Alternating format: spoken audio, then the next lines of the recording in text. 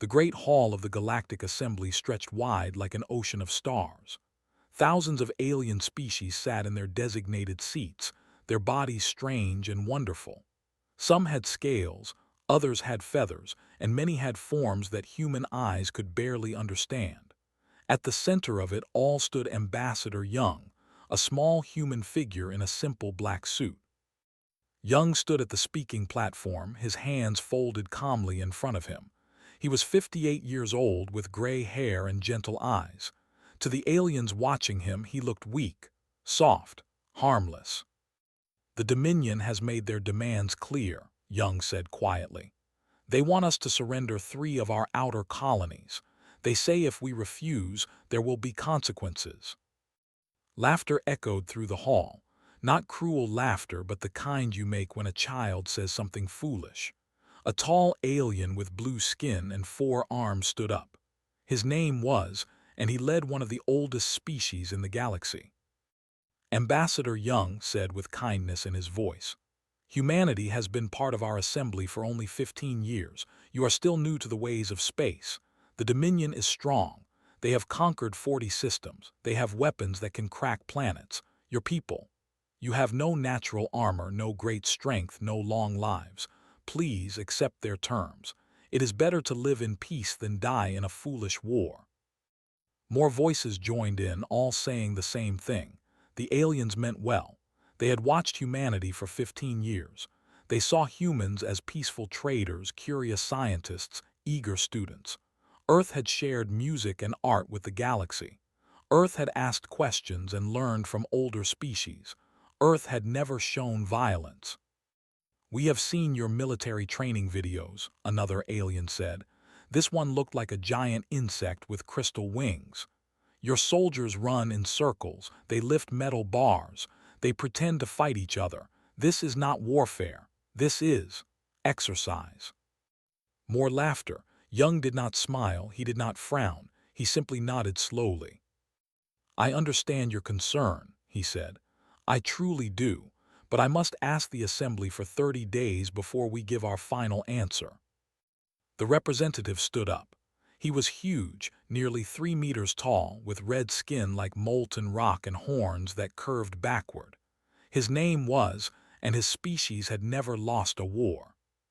30 days. His voice was deep as thunder. "You need 30 days to accept the truth. Very well, we grant this. It is amusing, but know this, humans. When those 30 days end, if you have not surrendered, we will take what we want. And you will learn why every species in this galaxy fears the—" The assembly meeting ended. Young bowed politely to the gathered aliens and left. As he walked through the corridors of the massive station, his assistant, a young woman named, hurried beside him. "Sir," she whispered, "they think we're weak. They think we're going to surrender." Young stopped walking. He looked at with those gentle eyes.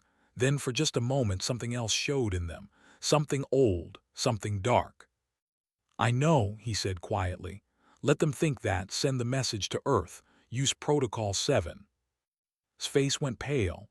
"Protocol 7, sir, that means—" "I know what it means," Young said. "Do it."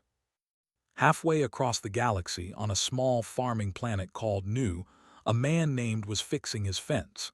He was 52 years old, with strong hands and a weathered face. He wore simple farmer clothes and had dirt under his fingernails. His black hair showed streaks of gray. The fence post was stubborn but knew how to work with stubborn things. He had learned patience over the years, patience and many other things. His communication device beeped, frowned. Almost nobody called him out here. He liked it that way. He pressed the button. "Receiving," he said.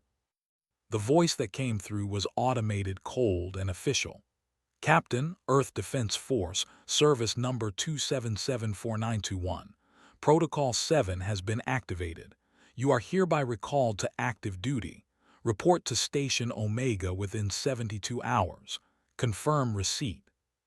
Stood very still. The wind blew across his fields. Somewhere birds were singing. They were Earth birds brought here when the colony started. Their song was beautiful. "Confirmed," he said softly. He walked slowly back to his small house. Inside, he opened a closet in the back room. Behind old coats and boxes, there was a locked case. He had not opened it in 12 years. His hands remembered the combination without thinking.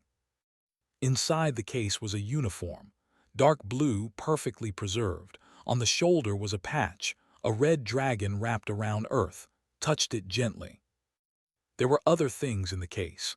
Medals he never wore, a knife with a black handle, a small book filled with names, too many names, written in his own hand. At the bottom was a photograph, old and creased. 20 young soldiers standing together, smiling. Was one of them much younger before his eyes had learned what they knew now? Only 5 of those soldiers in the photograph were still alive. Closed his eyes. He had hoped never to open this case again. He had hoped that part of his life was over. He had wanted to grow old in peace, to watch things grow instead of watching things die. But Protocol 7 meant the galaxy had pushed too hard. It meant Earth had run out of options. It meant they needed people like him again. People who remembered. People who knew. He picked up his communication device again and sent a simple message to an old contact. Just 3 words. The harvest comes. Within minutes, responses started arriving. One-word answers from all over the colonies. Confirmed. Ready. Finally.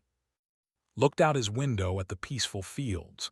In 30 days, he would either come back to this place or he would never see it again. Both possibilities felt familiar.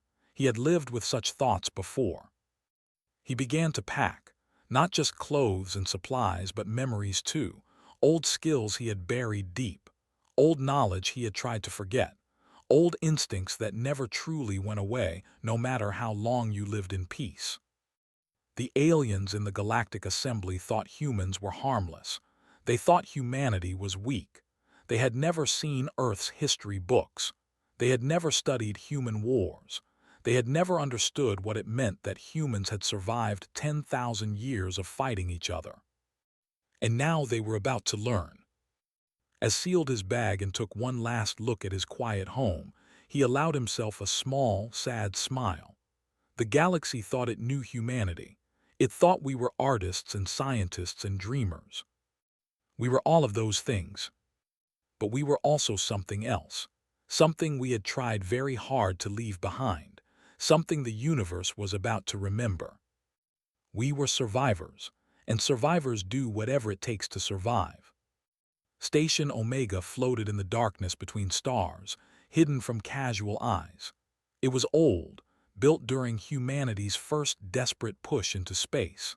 Now it hummed with new life as ships arrived every hour, bringing soldiers who had thought their fighting days were over. Walked through the station's corridors. Everything was gray metal and harsh lights. The smell was familiar, oil, recycled air, and something else. The scent of purpose, of preparation, of war. In the briefing room, he found others waiting. Some faces he knew, some he didn't. All of them had the same look in their eyes. A woman with short black hair and a mechanical eye nodded to him. "Captain, been a long time." Colonel Jin said, "I heard you lost that eye in the Singapore crisis." Jin touched the metal implant that replaced her left eye. It glowed faintly blue. "I did. Now I see better than before. Funny how that works." A younger woman sat in the corner, but younger was relative. She was 37, which made her almost a child compared to the others. Her name was Na, and she wore a pilot's jacket covered in old squadron patches. "Lieutenant Na," she said, not bothering to stand. "I flew supply runs for the last 8 years. Before that," she smiled. It was not a happy smile. "Before that, I flew other things." More veterans filed in. A man with burned scars covering half his face. Another in a wheelchair who moved with perfect precision. A woman missing 2 fingers on her right hand. Each one carried their history in their bodies, written in scars and metal and memories. The door hissed open and a large man entered. He was built like a wall with broad shoulders and thick arms. His face was a map of old violence. Broken nose, cheek, eyes that had seen too much. This was, and he had been a Marine. "Everyone's here?" asked, his voice rough. "Waiting on the briefing officer," Jin said. The lights dimmed. A hologram flickered to life in the center of the room. It showed a woman with sharp features and calculating eyes. Commander Hay, Earth's intelligence chief. "Thank you for coming," Hay said. "I know many of you hoped never to receive activation orders. I'm sorry, but the situation is critical." The hologram changed, showing the Dominion's territory. Red dots marked their military positions. There were hundreds of them. "The view humans as weak," Hay continued. "The Galactic Assembly agrees with them. They have studied our training videos, our public military displays, our diplomatic behavior. They believe we are pacifists playing at soldiers." Laughed. It was a dark sound. "They don't know, do they?" "No," Hay said. "They know nothing of the resource wars, nothing of the Pacific campaigns, nothing of the European collapse. They see 15 years of peaceful human behavior and think that's all we are." Leaned forward. "What have they not seen?" "Everything that matters," Hay said. "Our history classes, our memorial walls, our textbooks filled with 10,000 years of continuous warfare. They don't understand that every human alive is descended from survivors, that every human culture on Earth learned to fight before it learned anything else." The hologram shifted again, showing soldiers. They were huge, strong, armored in thick plates. They carried weapons that could vaporize a human in one shot. "They fight with honor," Hay said. "They meet enemies face to face. They value courage and direct confrontation. They have codes of warfare that are thousands of years old." "And we don't," Nuss said quietly. "No," Hay agreed. "We have something else. We have the willingness to do whatever it takes. We learned that lesson when we were throwing rocks at each other. We remembered it when we split atoms. We have never forgotten it." Jin stood up. "What's the mission?"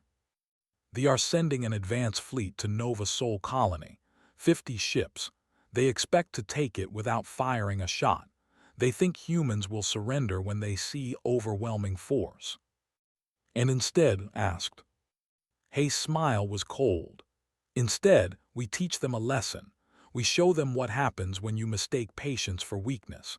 We show them why humanity survived when bigger, stronger, faster species went extinct on our own planet." Cracked his knuckles. "Rules of engagement." "Win," Hay said simply. "Use any means necessary. They expect honor. Give them pragmatism. They expect codes of war. Give them chaos. They think they know what soldiers look like." She gestured at the room full of aging veterans. "Show them what warriors look like." The briefing continued for hours. Plans were drawn. Resources were allocated. Old tactics were discussed, things that hadn't been used since humans fought only each other, things the galaxy had never seen. Later in the station's mess hall, the veterans gathered. They ate simple food and spoke little, but there was an understanding between them, a shared knowledge. Nuss sat next to. "My daughter is on Nova Sol," she said quietly. "She's 9 years old." Nodded slowly. "My are there too." "Then we have the same reason," Nuss said. Across the room was speaking with younger Marines, ones who had never seen real combat. "Listen carefully," he told them. "They are strong, they are armored, they have better weapons than us. In a fair fight, they win every time." "So what do we do?" one young Marine asked. His face split into a grin. "We don't fight fair, we never have. Humans don't win by being stronger. We win by being meaner, smarter, and more willing to do the unthinkable." "Is that honorable?" the Marine asked. "Honor is for species that can afford it," said. "We're the species that crawled out of caves and decided the entire planet was ours. We're the species that looked at the atom and said, 'Let's split it and see what happens.' We're the species that turned flying into warfare within 40 years of inventing it. Honor didn't get us here. Stubbornness did. Refusal to die did. The willingness to fight dirty did." Jin joined them. Her mechanical eye scanned the room automatically, old habits never dying. They have never fought humans before. They've conquered 40 systems, but every species they beat fought like them, with codes, with rules, with predictability. And we won't, said, approaching the group. No, Jin agreed. We're going to fight like humans, like the species that almost killed itself a dozen times and kept going. The species that invented warfare and spent 10,000 years perfecting it. That night couldn't sleep. He went to the observation deck and stared out at the stars, so beautiful, so peaceful from a distance. He thought about his farm, his quiet life. He thought about his playing in Nova Sol's parks. He thought about the coming with their ships and their weapons and their certainty that humans would bow. Hay found him there. She stood beside him in silence for a while. "Do you think we're doing the right thing?" asked. "Does it matter?" Hay replied. "They made their choice. They threatened our families. They mistook our peace for weakness. Now they'll learn the truth." "What truth is that?" Hay looked at him with those calculating eyes. "That humans are only peaceful when we choose to be. That we spent thousands of years fighting the most dangerous enemy we ever faced, each other. And if we could survive that, we can survive anything." Messages were going out across all human colonies. Veterans were waking up. Old soldiers were leaving farms and factories and offices. They were packing bags and finding old uniforms and saying quiet goodbyes to families. The scouts watched with their sensors. They saw old humans gathering. They saw outdated ships being prepared. They saw colonies that looked undefended. The scouts sent reports back. Humans are preparing to surrender. They gather to discuss terms. Their military is weak. Their soldiers are old. This will be easy. The commanders read these reports and were pleased. Another easy conquest. Another system for the Dominion. They did not understand what they were seeing. How could they? They had never met humans before. They had never studied Earth's bloody history. They had never learned the most important lesson about humanity. We are very good at looking harmless, right up until we aren't. The fleet dropped out of faster-than-light travel near Nova Sol, 50 warships, each one massive and deadly. Their hulls gleamed red in the light of the system's star. Commander stood on the bridge of the lead ship, looking at the colony planet with satisfaction. "Scan for defenses," he ordered. His sensor officer worked the controls. "Sir, I detect minimal activity. A few orbital platforms, but they appear inactive. No ships in orbit. The colony itself shows life signs, but no military presence." Nodded, this matched the reports. The humans had given up before the fight even started. Wise of them. They respected those who knew when they were beaten. Open Communications said, "Let's make this official." The communication officer tried several frequencies. Then his face showed confusion. "Sir, there's no response. The colony isn't answering." "Perhaps they are too afraid to speak," another officer suggested. Frowned, "Take us closer. Prepare boarding parties. We will occupy the colony and wait for their surrender." The fleet moved forward. Nova Sol grew larger on the screens. The cities were lit up, looking normal. Everything seemed peaceful. That should have been the first warning. On the surface of Nova Sol, in a command center deep underground, Jin watched her screens carefully. Her mechanical eye tracked each ship, calculating distances and trajectories. "They're in the kill zone," she said calmly. "Hey, confirm we have complete targeting data." On another screen, Hay's face appeared. She was on a ship 20,000 kilometers away, hidden behind a moon. "Confirmed. All platforms are armed and tracking. All mines are active. Pilots are ready." Jin looked at who stood beside her. "Your call, Captain." Watched the fleet. 50 ships full of soldiers who thought they were here to accept a surrender. Soldiers who had never fought humans before. Soldiers who were about to learn a very hard lesson. He thought about Na's daughter, about all the human families on this colony who trusted him to keep them safe. Light them up, he said quietly. What happened next took 6 seconds. The inactive orbital platforms powered up instantly. They had been playing dead, cold, and silent, waiting. Now they roared to life, weapons systems that the sensors had dismissed as old human technology. The first salvo caught 3 ships before they could even react. Precision strikes targeted at their engine cores. The ships didn't explode dramatically. They simply stopped, power dying, drifting in space. What began, but he never finished. Space around the fleet lit up with explosions, not from weapons fire, from mines. Hundreds of small, crude, primitive human mines that had been floating in space, disguised as debris and ice fragments. Things the sensors had ignored because they looked harmless. 10 more ships took damage, hulls cracked, systems failed. The fleet formation broke apart in confusion. All ships evasive maneuvers, shouted. Return fire on those platforms. But the platforms were already moving, using small thrusters to change positions. They were hardened against attack, shielded heavily. They fired back, but their shots were panicked, uncoordinated. Then Nuh attacked. She came out of the planet's shadow with 12 other pilots, flying ships that they had classified as outdated cargo haulers. These ships were old, yes, slow by modern standards, but they had been built by humans, and humans knew how to make old things deadly. Nuh's ship screamed toward the flagship. Her targeting computer lit up with warnings, telling her she was on a collision course. She ignored it.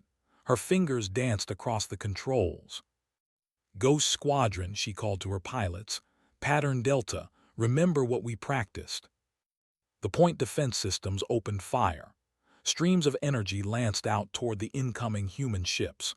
3 human ships exploded, but the others kept coming, weaving in patterns that no computer could predict because they weren't flying by computer.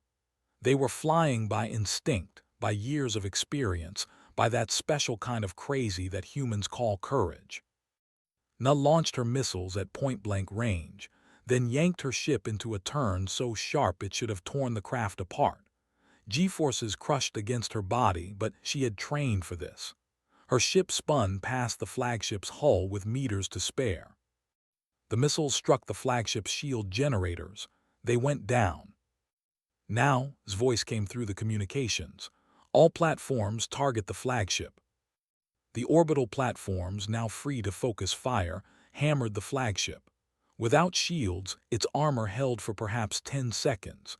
Then the massive ship began to break apart. Felt his ship dying around him. This wasn't possible. This wasn't how battles worked. Where was the honor? Where was the formal declaration? Where were the rules? Humans fight differently, his dying sensor officer said, reading his face. They don't have honor, they have, he coughed, they have victory. The flagship split in half. His last thought was one of pure confusion. How had this happened? But the battle wasn't over, was just getting started. The remaining ships tried to retreat to a defensive position. Several managed to land troops on Nova Sol's surface, thinking they could at least hold the ground. They found the cities empty, evacuated. The humans had moved everyone to shelters deep underground. The soldiers moved through empty streets, their weapons ready, confused by the silence. Then the buildings exploded. Not random explosions, carefully placed charges that brought structures down onto the positions. Humans had mined their own cities, their own buildings, turning the entire colony into a trap. Watched from a distant ridge with his Marines. He was too old for this, his body ached, but he had done this before, many times. Teams 3 and 4 hit their eastern flank, he ordered. Teams 1 and 2, give them something to shoot at from the west. Team 5, wait for my signal, then collapse the tunnel network under their position. The soldiers were strong, well-armored, well-trained. In a straight fight, they would have won easily. But this wasn't a straight fight. This was a human fight. Human soldiers appeared, fired, and vanished. They used the terrain. They used hit-and-run tactics. They used explosives and traps and psychological warfare. They played recordings of screaming through speakers. They made the sea shadows where there were none. "This is not warfare," one officer shouted in frustration. "This is terrorism." His human opponent, a 47-year-old grandmother who had once been a combat engineer, heard this through intercepted communications. She laughed as she pressed the detonator that collapsed the ground beneath the position. "Call it whatever you want," she muttered. "You're still losing." In space, the battle was ending. Of the 50 ships that had arrived, 40 were destroyed or disabled. The remaining 10 were desperately trying to escape. Jin watched them go. Part of her wanted to chase them down, finish it completely, but put a hand on her shoulder. "Let them run," he said. "Let them tell their leaders what happened here." "Why?" Jin asked, though she knew the answer. "Because fear is a weapon too," said. "Let them go home and explain how 50 ships lost to a colony of farmers and shopkeepers. Let them explain how humans who looked weak and old destroyed them in 6 hours. Let them wonder what else we're capable of." The surviving ships jumped away, their sensors recording everything. The data would be sent back to the Dominion. Was dead, but his sensor logs survived, captured by a rescue beacon. Those logs showed something they had never seen before: ships ramming each other, soldiers using their own cities as weapons, mines disguised as garbage, platforms playing dead until the perfect moment, tactics that had no honor, no glory, no code. Tactics that worked.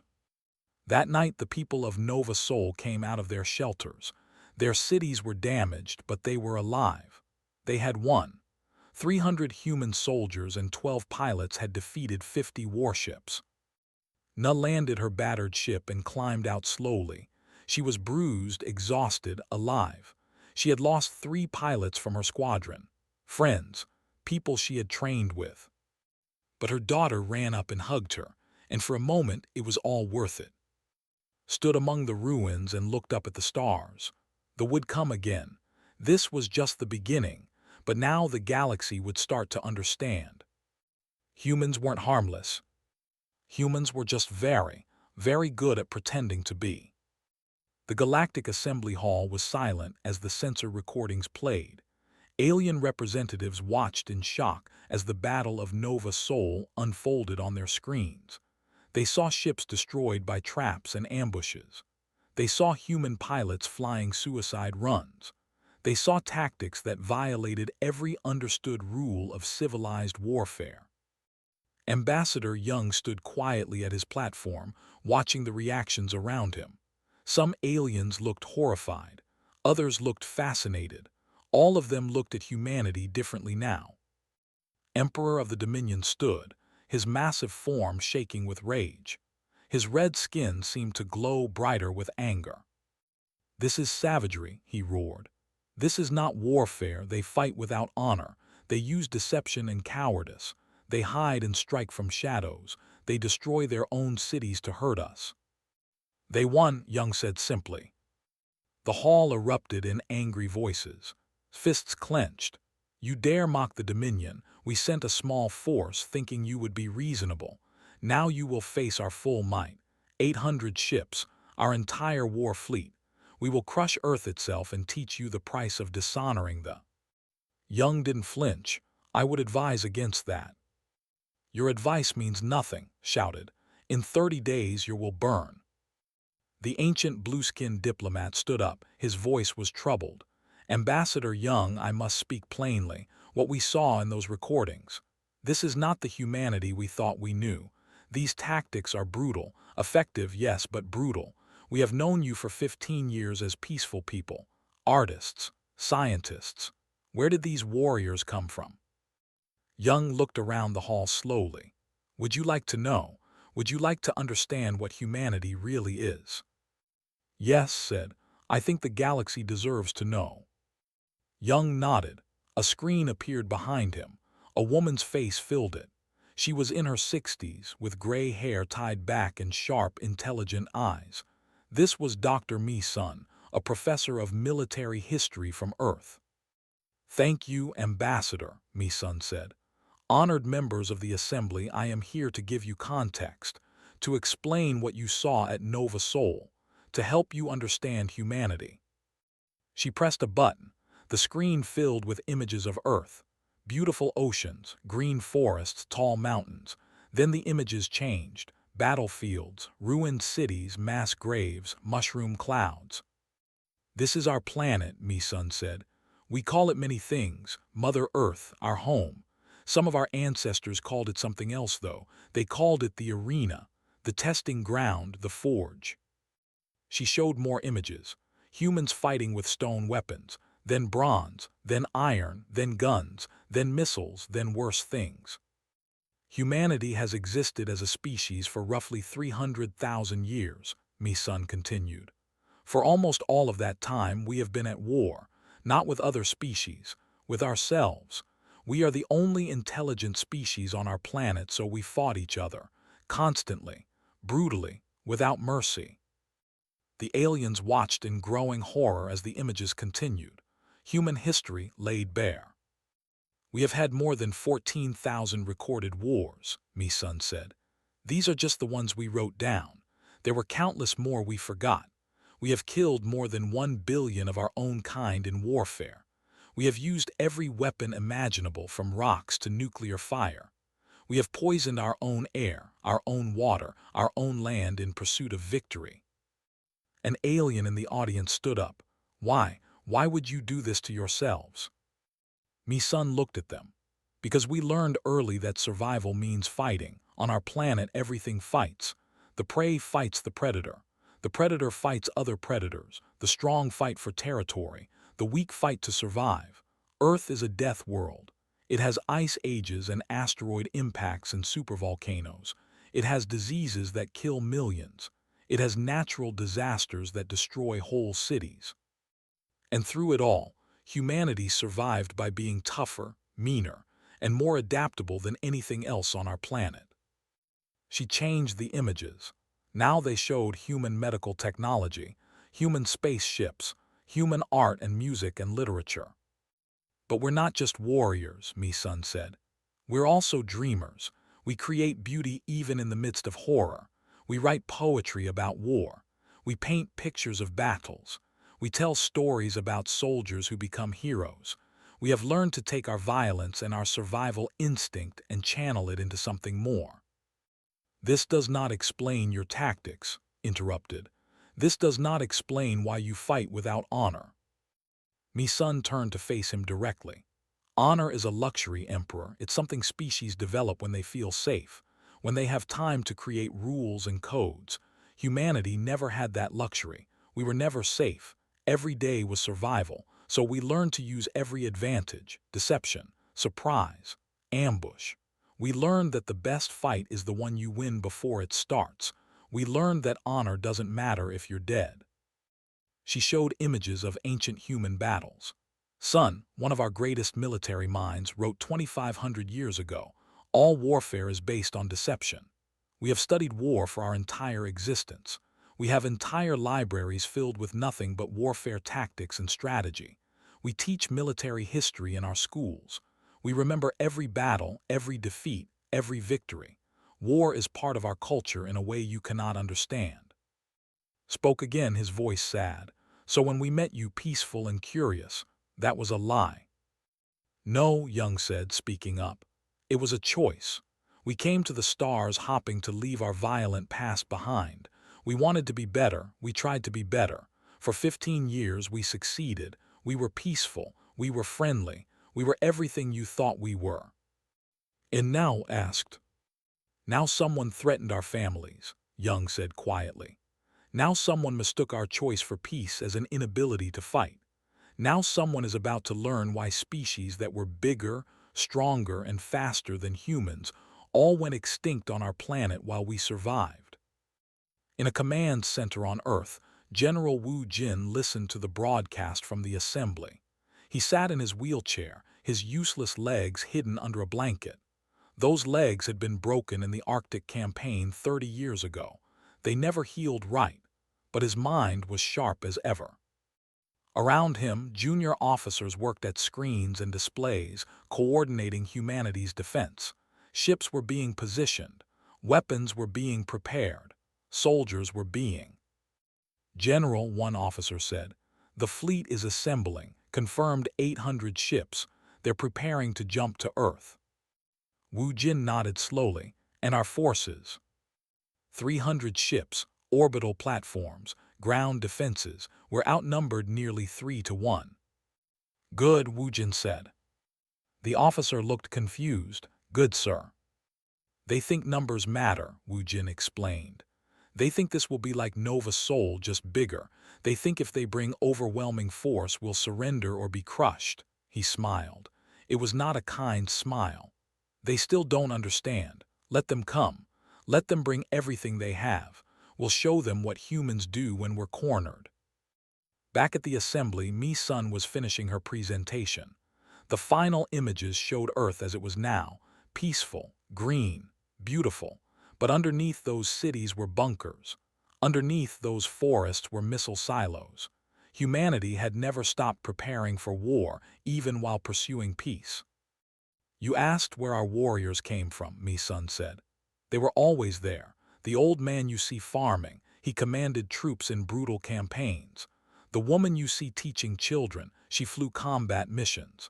The friendly shopkeeper, he was a sniper. We are all warriors. Every single human carries the genes of survivors, of fighters, of people who refuse to die. You are threatening the entire galaxy, one alien said nervously. No, Young said firmly. We are defending ourselves. They threatened us. They demanded our surrender. They attacked our colonies. We responded, that's all. We don't want to conquer anyone. We don't want to expand our territory. We just want to be left alone, but if you won't leave us alone, we will do what we have always done. Which is, asked. Young's gentle expression hardened. Survive. No matter the cost, no matter what we have to do. We survived ice ages and plagues in ourselves. We will survive this too. Stood again. Fine words, but words don't stop warships. In 30 days we arrive at Earth. Prepare your people for occupation. In 30 days, Young said quietly, you will learn why humanity spent 10,000 years fighting itself. You will learn what it means to face an enemy that views death as just another tactic. You will learn why we are the species that looked at the stars and decided they were ours to explore. The assembly session ended in chaos. Some species called for intervention. Others called for the humans to be isolated. Still others began quietly moving their own fleets, uncertain what would happen but wanting to be ready. On Earth, in thousands of homes, families said quiet goodbyes. Veterans kissed their spouses and hugged their children. Young soldiers who had never seen real war tried to hide their fear. Everyone knew they were coming. Everyone knew the fight would be terrible. But standing on a ship above Earth with his old unit around him felt a strange calm. They had done this before. Not in space, not against aliens, but the principle was the same. Survive, fight, win. Captain, one of his soldiers said, are you scared?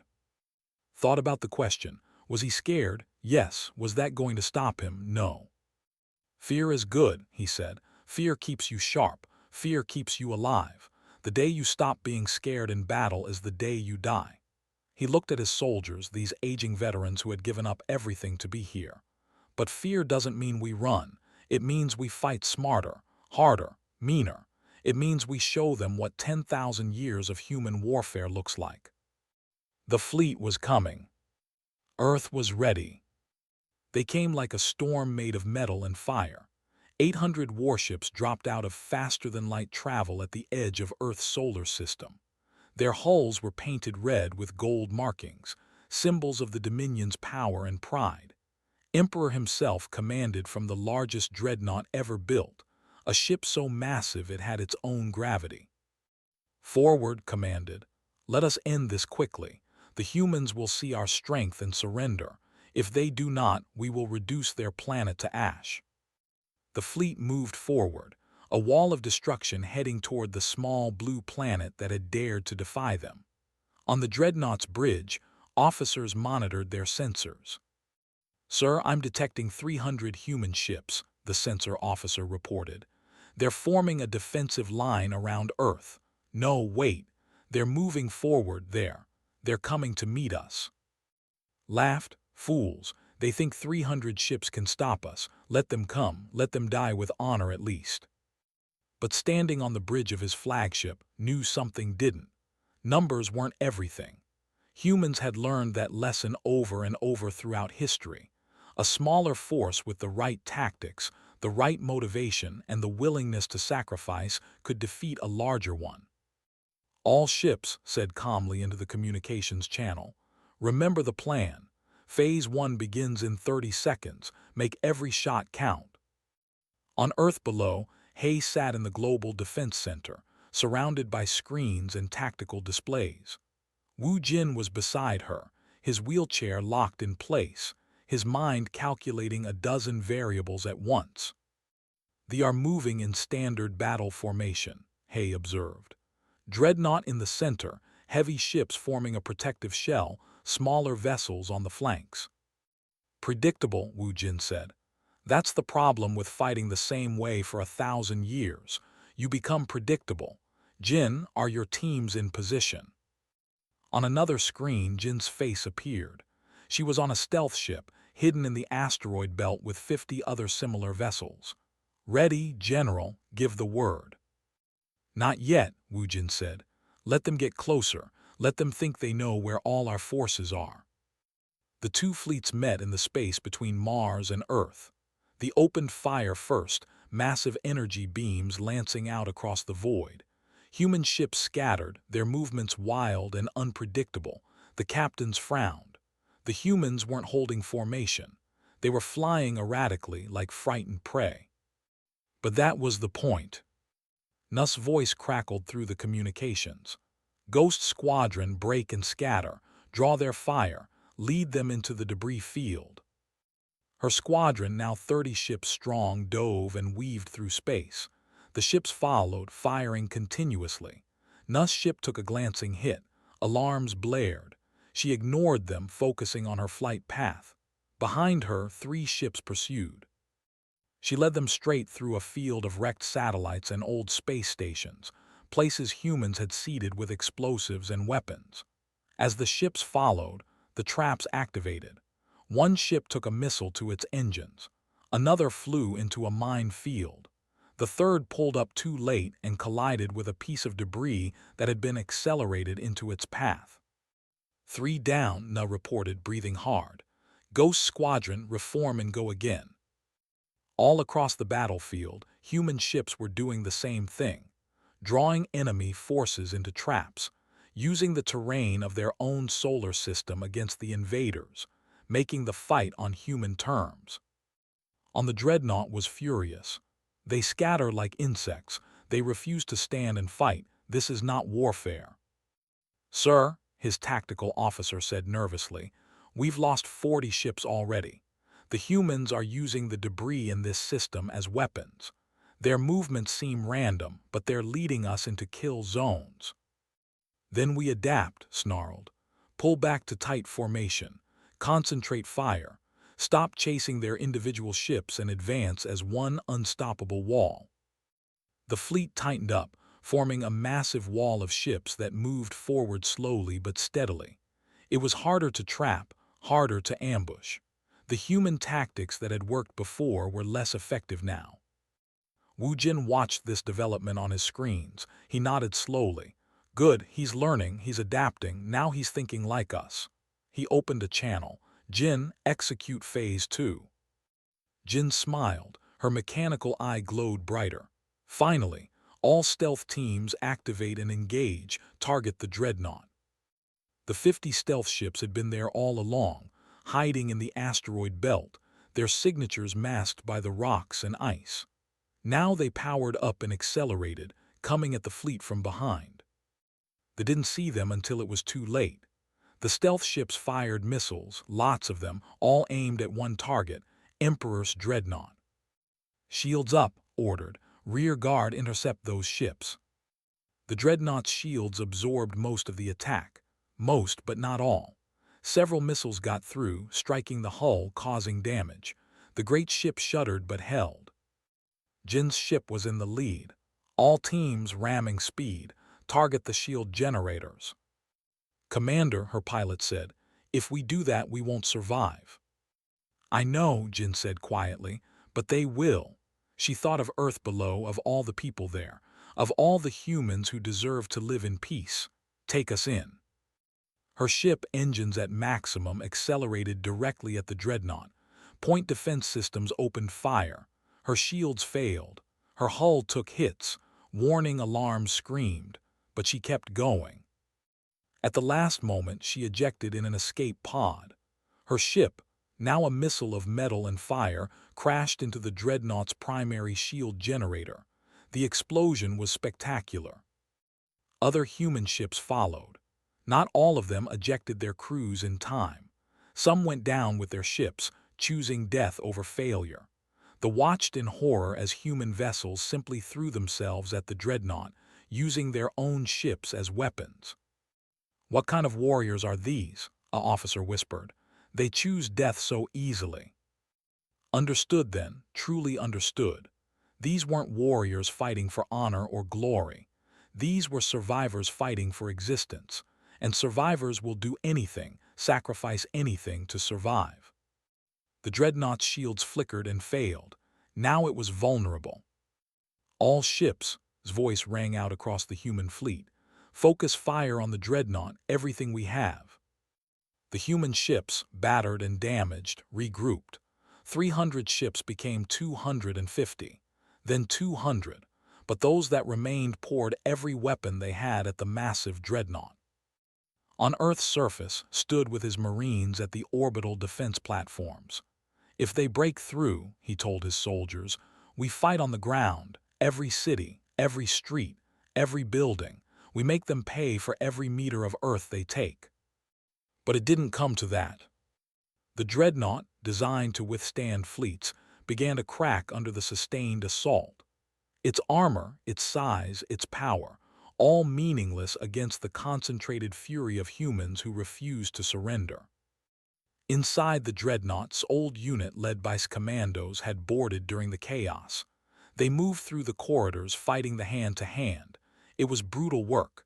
They were stronger, but the humans were more experienced, more vicious, more willing to die. They reached the power core, looked at the massive reactor, the heart of the ship. He set charges quickly, efficiently. His team did the same. Sir, one of his Marines said, we don't have time to get back to the escape pods. Looked at the young Marine. I know, but your kids will grow up free, that's worth it. The charges detonated. The power core went critical. The dreadnought, pride of the fleet, broke apart from the inside out. In his final moments, finally understood what Mi-sun had tried to explain. Humans weren't warriors in the way they were. They were survivors, and survivors don't worry about honor or glory. They worry about tomorrow. The death of the dreadnought broke the fleet's spirit. They had come with 800 ships. Now barely 200 remained functional. Their emperor was dead. Their greatest ship was debris. The remaining commanders, shocked and demoralized, began to retreat. Human ships pursued, but Wu Jin called them back. Let them go, he ordered. We've made our point. He looked at the casualty reports. 50,000 humans dead, 100 ships destroyed, dozens of stations damaged. Gone. Jin recovered but barely alive. So many names, so many lost. But Earth stood. Humanity survived. 3 days later, at the Galactic Assembly, a different scene unfolded. The representative, not but a younger diplomat named, stood before the assembly. His people had been humbled. The Dominion formally requests peace with humanity, he said, his voice heavy with defeat. We did not understand. We thought we knew warfare. We thought we understood strength. We were wrong. Young stood at his platform. He looked older now, tired. We accept your request for peace. We never wanted this war. We tried to tell you, but you wouldn't listen. Stood as well. The Assembly recognizes Earth as a protected sovereign world. Furthermore, We propose that no species shall threaten humanity again without facing assembly sanctions. It was unprecedented. Earth had been part of the assembly for only 15 years, but now every species understood, not because they loved humanity, but because they feared what humans were capable of. After the session, Young returned to his quarters. He sat alone, thinking about all those who had died, thinking about who had survived but lost half his crew, thinking about whose family would receive a medal but no father, thinking about all the humans who had given everything. A message came through. It was from Now back on his farm. "We did what we had to do," the message said.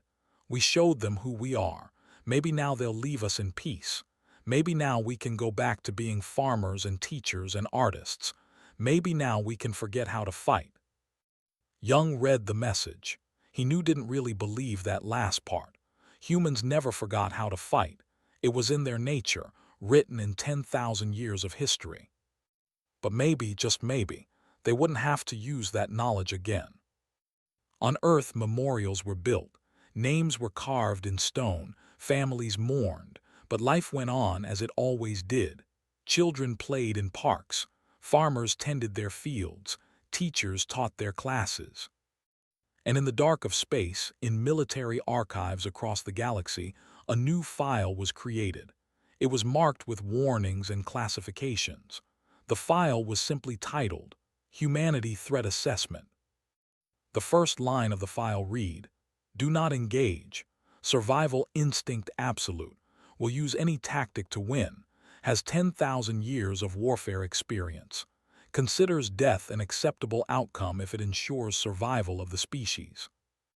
The galaxy had learned its lesson. They had thought humanity was harmless. They were wrong. Humans were only harmless when they chose to be. And when that choice was taken away, when humans were pushed into a corner, when their families were threatened, they became something else. They became survivors, and survivors always find a way to win.